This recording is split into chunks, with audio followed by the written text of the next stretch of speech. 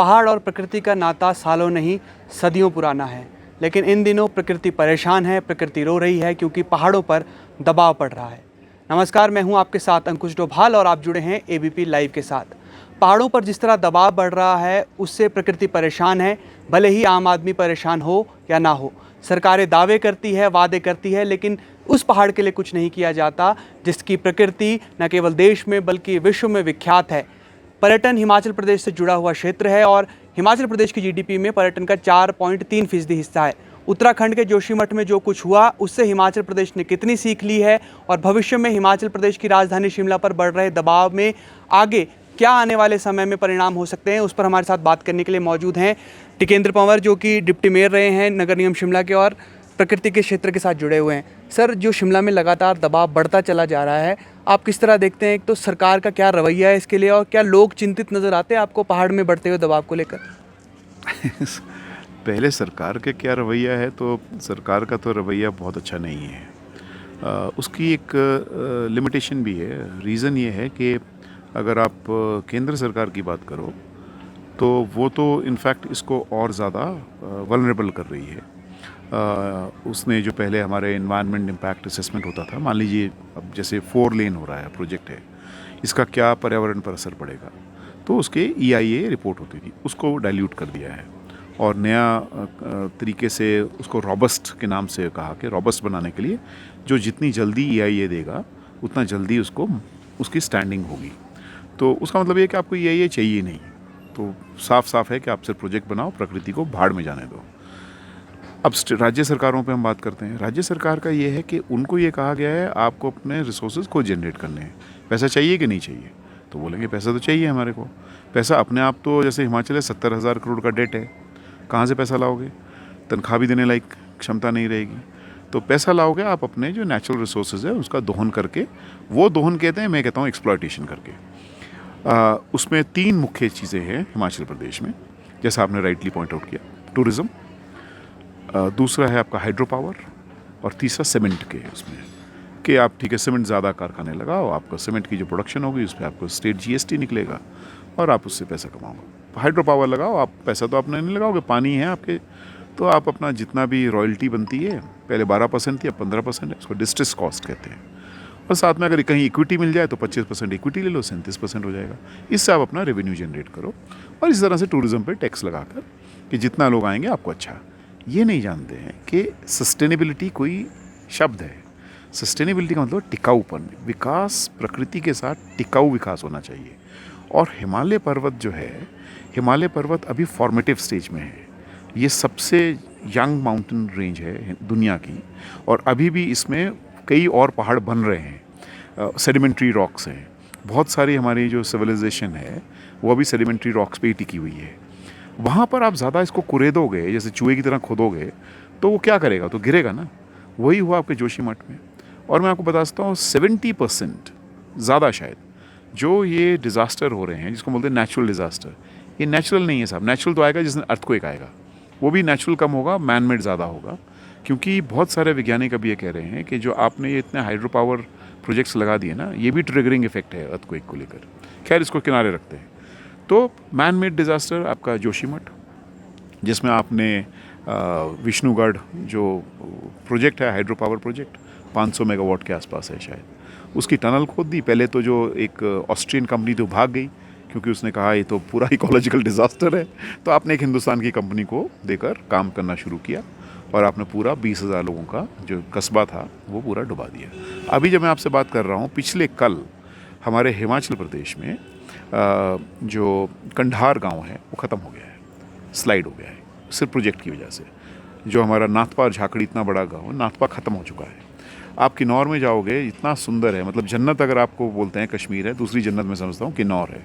तो जन्नत जहन्नुम हो रहा है क्योंकि यही नहीं पता लगता आप जिंदा वापस आओगे कि नहीं आए, कभी भी पत्थर सिर पर आ सकता है, स्लाइड हो रहा है। तो ये जो विकास का जो जिसको हम ये कहते हैं कि ब्लेटेंट वायोलेशन से हो रहा है, लोगों की भागीदारी बिल्कुल नहीं है। पहले हमारे कुछ प्रोविज़न था, जैसे EIA मैंने आपको कहा, फ्रॉड बनती थी लेकिन फिर भी जाना पड़ता था लोगों के लिए। अभी हमारे पास था कि आपको ग्राम सभा ने अगर कह दिया कि नहीं बनाओगे तो नहीं बना सकते थे आप प्रोजेक्ट, वो ख़त्म कर दिया। तो ये विकास किसके लिए है? विकास तो लोगों के लिए है, क्योंकि प्रकृति और लोग जुड़े हुए हैं। प्रकृति नहीं है तो लोगों का मतलब नहीं है, ये हमारे से पहले है यहाँ पर। तो ये जो पुश है सेंट्रल गवर्नमेंट से और इवन मल्टीलैटरल एजेंसी से, जो फंडिंग एजेंसी से, विश्व बैंक का मैं नाम लेता हूँ। विश्व बैंक आपका सतलुज पे भी है, पूरी फंडिंग कर रहा है हाइड्रो पावर की, और वहाँ पर वो जो आपका जोशीमठ में जो प्रोजेक्ट है उसमें भी वही कर रहा है। टूरिज़्म की पूरी पॉलिसी वो लिख रहे हैं यहाँ पर। तो ये चार धाम यात्रा की तैयारी हो रही है। चार धाम कभी बनेगा ही नहीं, आप देखना कभी रोड टिकेगा ही नहीं वो, क्योंकि सेडिमेंट्री रॉक्स है ना। आप समझते हैं सेडिमेंट्री का मतलब क्या है? मलबा निकल कर यार पहाड़ निकल रहा है, और अभी बन ही रहे हैं पहाड़। तो ये विकास तो टिकाऊ नहीं है, और ये सिर्फ इसलिए कि आप रिसोर्स जनरेट करने के एक मतलब एलिबाई लेकर कि नहीं आपको कैसे करोगे आप। अरे स्टेट चलाना, हम तो लोग बोलते बिजली कैसे पहुंचेगी, हमने तो 1980 में बिजली पहुंचा के दिखाई ना डॉक्टर परमार ने। बहुत नुकसान तो नहीं किया था। जब आज भी यूपी में हर घर में बिजली नहीं है। वो कुछ बच्चियों का मैं एक इंटरव्यू देख रहा था कि कोई मैच देखना था, उन्होंने तो एक जनसेट उधार लेकर आएंगे यूपी के गाँव में। हम 1980 में हर घर में बिजली पहुँचा चुके हैं। विकास तो हुआ ना। लेकिन ये विकास तो टिकाऊ नहीं है ना, कि दिल्ली में अगर पानी नहीं है, आप हमारे यहाँ आकर हिमाचल में रेणुका डैम बनाओगे, तो हमारा फॉरेस्ट हज़ारों एकड़ डुबा दोगे, और फिर आप थोड़ा कॉम्पनसेशन दे दोगे लोगों को, उनके ट्रक चलेंगे, वो भी बंद हो जाएंगे जब सीमेंट प्लांट बंद हो जाएंगे, और वो पानी आप ले जाओगे। ये क्या तरीका है? ये तो डेवलपमेंट नहीं, ये तो लूट है। क्योंकि प्रकृति को खासकर 90 के बाद से एक बाज़ार की वस्तु के रूप में इस्तेमाल किया गया है, जो कि सैक्रोसैंक्ट थी, मतलब जिसको पूजा जाता था। कौन पूछता है साहब? आज जो मर्जी आप जेसीबी लगाओ, कहीं भी लगाओ, कौन परवाह मार रहा है? तो उस वजह से ये मैन मेड डिज़ास्टर है। अभी नेचुरल डिज़ास्टर तो वेट कीजिए आप, क्योंकि मैन मेड और नेचुरल जुड़ने वाला है। मैन मेड है, क्लाइमेट चेंज, वो सब कुछ उसका इम्पैक्ट है। वो स्नो लाइन आपकी रिसीड हो रही है, ग्लेशियर ये सब कुछ तो चल ही रहा है। लेकिन अभी तो अर्थक्वेक आना बाकी है ना, उसमें ये कितने टिकेंगे प्रोजेक्ट? आधे ज़्यादा प्रोजेक्ट बह जाएंगे, और फिर वो जो डिज़ास्टर होगा, जैसे मैं आपको सतलुज बताता हूँ। जब मैं नया आंदोलन में शामिल हुआ था विश्वविद्यालय के बाद, सन 1998-99 में, तब नाथपा झाकड़ी बन रहा था। मैं आपको सुरंग के ये बताता हूँ किसमें कितने वो लगे हैं, रॉक बोल्ट, क्योंकि मैं उस वक्त आंदोलन में था। हम लोग किसानों को, मजदूरों को इकट्ठा वहाँ पर कर रहे थे। तो वांगतू कड़छम प्रोजेक्ट में आपको बताता हूँ, जेपी ने बनाया है। जिस दिन थोड़ा सा अर्थक्वेक होगा, थोड़ा बाढ़ आएगी, सारा मलबा वांगतू कड़छम का आपके सतलुज में आएगा। ना आपका नाथपा झाकड़ी बचने वाला है उसके बाद, और ना आपका ये रामपुर प्रोजेक्ट बचने, सब शट करने पड़ेंगे आपको। इतना मलबा डंप करके रख दिया। तो ये स्ट्रैटेजीज रेजिलेंट नहीं है, ये प्रकृति के साथ बहुत छेड़छाड़ हुई है, और हमारे ऑलरेडी बहुत नुकसान हो गया है। और ये शिवालिक हिल्स जहाँ हम हैं, शिमला हिल्स, ये सारे वल्नरेबल जोन में हैं। तो ये जो हम बोलते हैं you require new paradigm shift. आप अगर मेजर डिसरप्शन अभी नहीं लाओगे तो कल का भविष्य बहुत अंधकार वाला है। सर, कहा जाता है कि विकास और विनाश के बीच एक महीन सी रेखा होती है, उसको समझने की ज़रूरत बहुत ज़रूरी है। शिमला शहर बर्फ़ आ रही और छूकर निकल जाती है। शिमला जो बर्फ़ से ढका रहता था, पर्यटकों के लिए भी आकर्षण का केंद्र था, शिमला में बर्फ़ नाम मात्र की अब हो रही है। और अगर ऊपरी इलाकों को, अगर शहर के निचले इलाकों को देखें तो बर्फ़ छूती भी नहीं है। क्या वजह मानते हैं? क्या ये जो कंक्रीट का जंगल खड़ा किया जा रहा है विकास के नाम पर, ये वजह है या फिर और कुछ वजह इसके पीछे? देखिए, मैं तो नहीं समझता कि सिर्फ कंक्रीट के जंगल वजह है, क्योंकि ग्लोबल वार्मिंग के लिए तो शिमला, अगर आप सारे यहाँ पर पेड़ काट दो और सिर्फ बिल्डिंग बना दो, उससे आप सोचो कि बर्फ़ मतलब बिल्कुल ख़त्म, ऐसा नहीं होता है। और आप सारी बिल्डिंग गिरा दो और सारे पेड़ लगा दो, उससे भी आपकी मिटिगेशन में बहुत कम उसका रोल है। क्योंकि दरअसल जो क्लाइमेट चेंज है वो बहुत एक ग्लोबल कॉन्सेप्ट है, और मतलब उसमें ज़िम्मेवारी भी ज़्यादा विकसित मुल्कों की है, जिन्होंने सत्यानाश कर दिया है। एक्चुअली कार्बन एमिशंस इसकी सबसे ज़्यादा है। लेकिन आपकी एक दूसरी बात में बहुत दम है कि ये जो कंक्रीट के जंगल बन गए हैं, उसकी वजह से आपका जो यहाँ पर इम्पैक्ट है लोगों की ज़िंदगी पर डेफिनेटली पड़ रहा है। जैसे मैं बता रहा था कि हीट आइलैंड इफेक्ट होना शुरू हो गया है, और इसलिए आप मतलब वो जो ठंड यहाँ पर महसूस होती थी वो कम है। बर्फ़ पिछली बार तो 4 फीट पड़ी थी, मतलब वो आपको, लेकिन एक स्नो लाइन तो रिसीड हो ही रही है ना, कि ग्लोबल वार्मिंग है, ओवरऑल टेम्परेचर में आपकी वेरिएशन हो रही है। लेकिन वो सिर्फ शिमला में कंक्रीट, लेकिन उसका मतलब ये नहीं कि आप शिमला में कंक्रीट जंगल बनाओ, दैट डजंट मीन कि आप ये करो।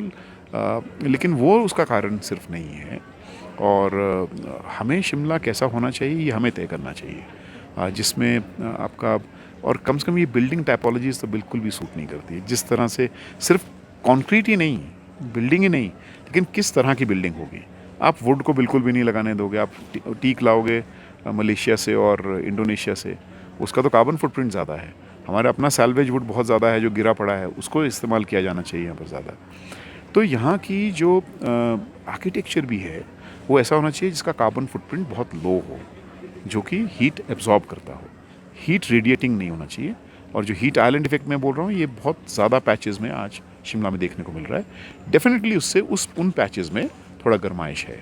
और अगर आप बहुत ज़्यादा पेड़ काट देंगे और आप अगर पूरा जैसे, तो आपके फिर क्लाउड बर्स्ट जो पहले नहीं होता था शिमला में वो भी होना शुरू हो सकता है। तो आप देखिए जाखू के ऊपर मेरे पीछे आप देखते हैं उन कभी बिल्डिंग नहीं दिखती थी, अभी जाखू के बिल्कुल हनुमान जी भी एक तो अपने आप में बिल्डिंग बन गए बहुत बड़े, उनके साथ साथ और 4-5 बिल्डिंग्स हो गई हैं। तो अगर ऐसे ही रहा तो बड़ी बात नहीं कि आपको क्लाउड बर्स्ट की भी मतलब वो फॉर्मेशन भी इस तरह से हो सकती है। तो ये दोनों ही है, नेचुरल और मैन मेड। ज़्यादा अभी हमारे सामने जो प्रॉब्लम है वो मैन मेड है, लेकिन नेचुरल डिज़ास्टर जो हम जानते हैं कि होना है, आने वाला है, उसके लिए हमारी जो अडेप्टेशन स्ट्रैटेजीज़ होनी चाहिए, जिसको हम डिज़ास्टर रिस्क रिडक्शन कहते हैं, अनफॉर्चुनेटली वो ज़ीरो है। बहुत लोग मरेंगे अगर बड़ा एक डिज़ास्टर हुआ तो बहुत लोग मरेंगे। वो सिर्फ क्लाइमेट इंड्यूस की मैं बात नहीं कर रहा हूँ, वो मैं अदरवाइज़ कह रहा हूँ। जैसे सिस्मिक जोन 4-5 है, ज़रा सा झटका चाहिए और आपके 20,000 लोगों को मरने में पता भी नहीं लगेगा शिमला में। लोकतंत्र में यूँ तो जनप्रतिनिधि चुने जाते हैं, लेकिन लोकतंत्र के जो हुक्मरान हैं जो इस तरह से व्यवहार करते हैं जैसे ब्रिटिश शासनकाल के दौरान हो, वहाँ पर कोई जानकारों की कमी है या जानकारी की कमी है या फिर जानकर भी अनजान बनती है सरकार? क्या लगता है आपको? किस बारे में कह रहे हैं आप? जो पर्यावरण को लेकर है कि जानकारों की कमी है या फिर सरकार में ऐसे लोग चुनकर नहीं पहुँच रहे हैं जो इस बारे में समझते हो, जो समझ रखते हो, या फिर समझ कर भी ना समझ बनते हैं? बहुत कॉम्प्लेक्स सवाल है आपका। मैं समझता हूँ कि जानकारी की कमी तो नहीं है, क्योंकि अभी जो IPCC रिपोर्ट आई है, inter governmental panel on climate change, सब कुछ वेब पे पड़ा है ना, तो वो तो एक तरह से बाइबल मानी जाती है क्लाइमेट पे। वो चिल्ला चिल्ला के बोल रही है कि यार सुधर जाओ तुम लोग मतलब हम सब लोग, नहीं तो बचेंगे नहीं। तो जानकारी की कमी नहीं है, फिर क्यों नहीं हो रहा है? मुझे लगता है इसमें बहुत सारे बिजनेस इंटरेस्ट भी है। और मैं आपको किस्सा सुना सकता हूँ अगेन नाथपा चाकड़ी का। वहाँ इटालियन इम्प्रेजुलो कंपनी थी जो बना रही थी HCC के साथ एक पैच नाथपा चाकड़ी का। तो उन्होंने बोला आप इतनी दूर से है, बोला हम 100% हार्नेस कर चुके अपना हाइड्रो पावर, इसलिए हमारा पुश है, इसलिए हम विश्व बैंक को पुश करते हैं कि आपको लोन दें, और आप लोन लेते हो, पैसा आपको मिलता है। 1500 करोड़ का शायद उस वक्त था, मुझे एग्जैक्ट पता नहीं है। 1000 मेगावाट का वो प्रोजेक्ट है, 1500 मेगावाट का प्रोजेक्ट है। 1000 मेगावाट वांगतू करचम था। इसी तरह से तो ये एक्चुअली एक साजिश है, जानकारी कमी नहीं। और उस साजिश में ये पूरा मतलब जिसको हम बोलते हैं ना, ये तिकोना है, मतलब ये त्रिशूल है, जिसमें केंद्र सरकार एक बड़ा रोल प्ले करती है, मल्टीलैटरल एजेंसी जो पुश करती है आपको कि पैसा हमारे से लो ना, आपके पास नहीं है पैसा, हम बना कर देते हैं।